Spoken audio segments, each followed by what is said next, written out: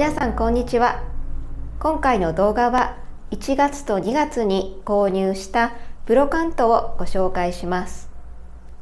これから紹介するものはアンティークとブロカント巡りのチャンネルでも未紹介のもので、特に購入する様子など撮影をしていませんでしたので、とりあえず今回はこちらのチャンネルで紹介することにしました。全部で19点、多分だいたい75ユーロぐらいで、日本円にすると1万円程度のものになります。ではまず早速こちらの、水差しから。これは前回の動画でこのミモザを飾った時に使ったものなんですが、アンティークのチャンネルで紹介したウェッジウッドを購入した時に一緒に、見つけたものです。この緑の、柄がすっごく可愛くって、こちらを選びました。これは3ユーロぐらいでした。もともとはこれと同じ柄のこのボールがセットになっていたと思うんですが、水差しだけでもこういう感じで花を飾るのにちょうどいいかなと思いました。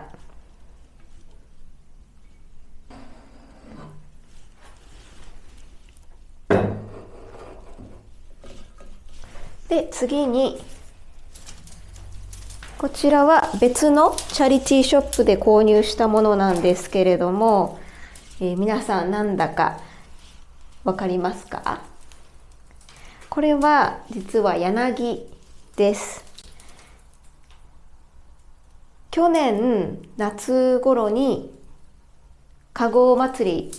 に行った時に、こういうものを見たんですけれども、これぐらいの高さのもので、23ユーロとかしていたので結構高いなと思っていたんですが、これはチャリティーショップでなんと3ユーロで見つけることができました。これでうまくカゴが作れるかわからないですけれども、飾りとしてもまず可愛いなと思ったのと、3ユーロぐらいだったらちょっと挑戦してみるのもいいかなと思っています。もしこの柳を使って、カゴ作りのコツなどご存知の方がいらっしゃればコメントで教えていただけると嬉しいです。次はこちら。これもまた別のチャリティーショップで買ったものなんですけれども、よくわからないんですけども、なんか物が飾れるかわいい、棚です。これはキッチンで使おうかなと思っています。で、もう一つ形が違うものはもうすでにキッチンの中にかけてありますので、ちょっと今から紹介します。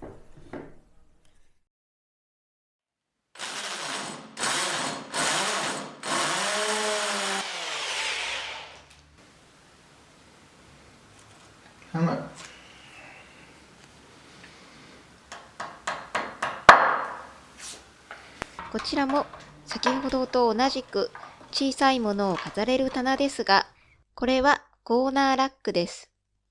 先ほどのものと合わせて1ユーロでした。残りはすべて同じところで購入しました。その方は個人でリサイクル品を販売されているところになります。言ってみると地元の方のお助けサービスというような感じなんですけれども、例えば家を引っ越すときに家の中にあるものをすべてきれいにしてなくしてから引き渡すというふうになるんですが、その時に不要なものをすべて引き取ってゴミにするのではなく、まだ使えるものは格安で別の必要な方へ販売するというようなイメージのサービスになります。ではまずそこで家具を2つ買いましたので、ちょっと先にご紹介します。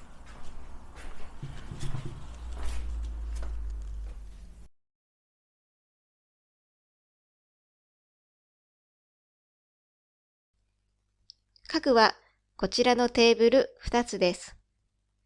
どちらも木の家具ではありますが、無垢材ではなく木質材料でできています。この四角いテーブルはキッチンで使うのにちょうどいいサイズだなぁと思ったのでこちらにしました。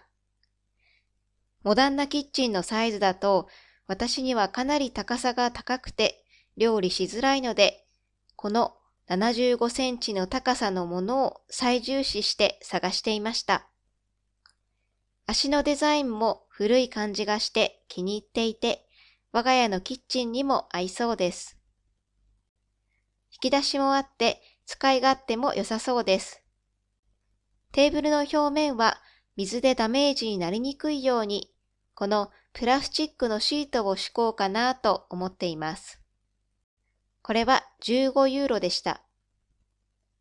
この丸いテーブルも足が可愛いと思ったのと、引き出しもあって気に入っています。これは2階のゲストルームに置こうと思っています。こちらは10ユーロです。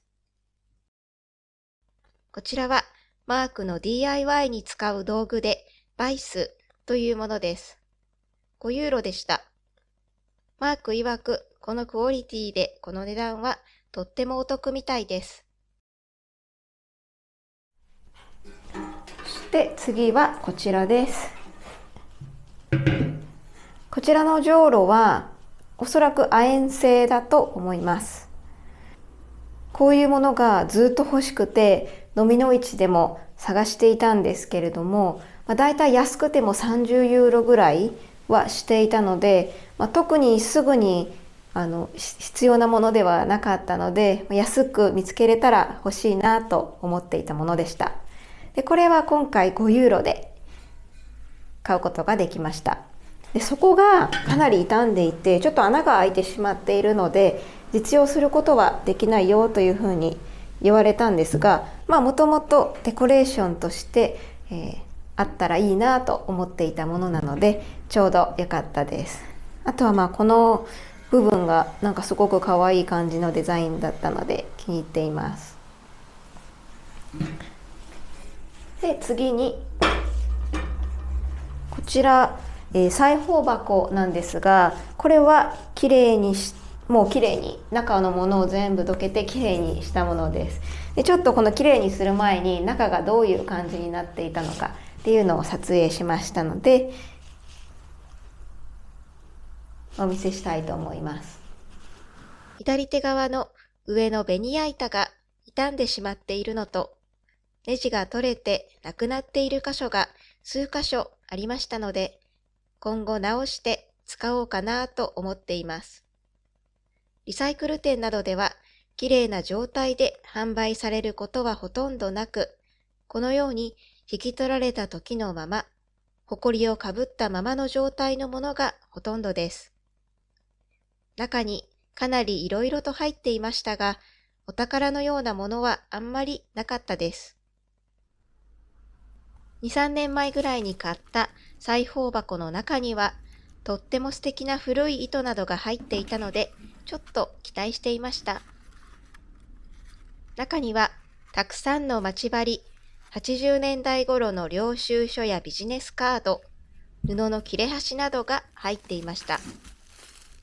こちらの裁縫箱は20ユーロでした。次に、残りはほとんど小物なんですけれども、こちらのカップ3つです。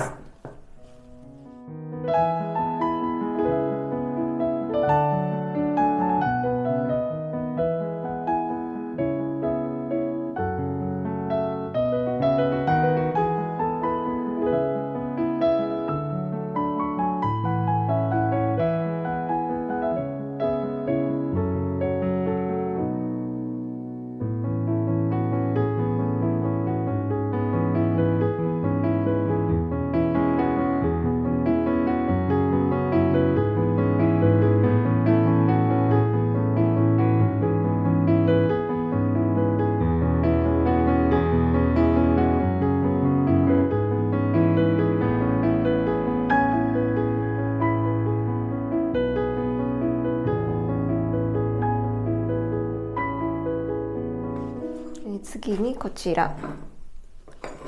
これはちょっとどういうものなのかよくわからないんですけれども、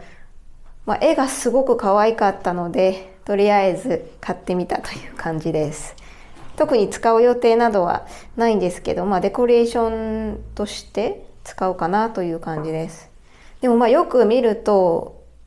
絵がすごくちょっとユニークで、なんだかいろいろ意味がありそうな感じなんですが、調べてみましたが同じようなものはちょっと見つけることができませんでした。もし何かご存知の方がいらっしゃれば教えていただけると嬉しいです。でこちらは塩と胡椒入れのようです。これは無料でいただきました。この真ん中のところが穴が開いていて、何か入れるためのものなのかななんてちょっと思っているんですが、爪楊枝とかでしょうかね。わかりませんが。で、あとはこちら。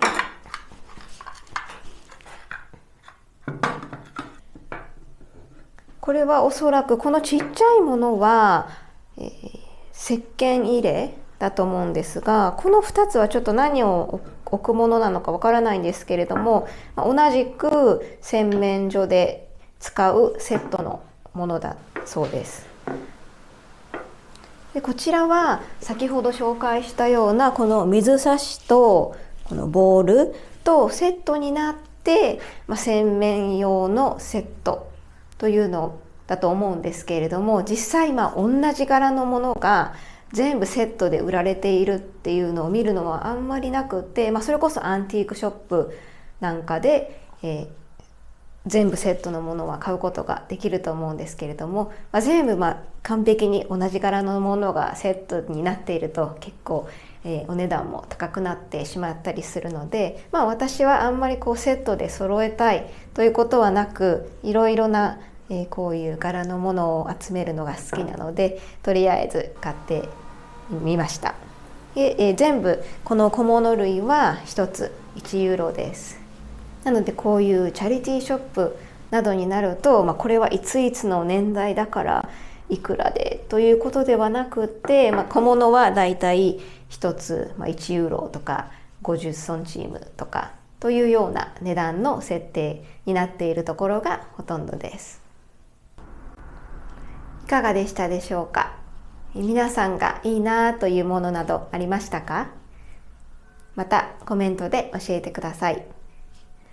これからの時期はのみの市がまたたくさん開催される時期になりますので、アンティークとブロカントのチャンネルではそののみの市を中心にお届けしたいと思っています。もう3月も今3月なんですけれども、すでに、たくさん特にお皿を中心に買い物をしていますので、その様子はまた別のチャンネルでお届けしたいと思っています。こちらの動画もご視聴いただきありがとうございました。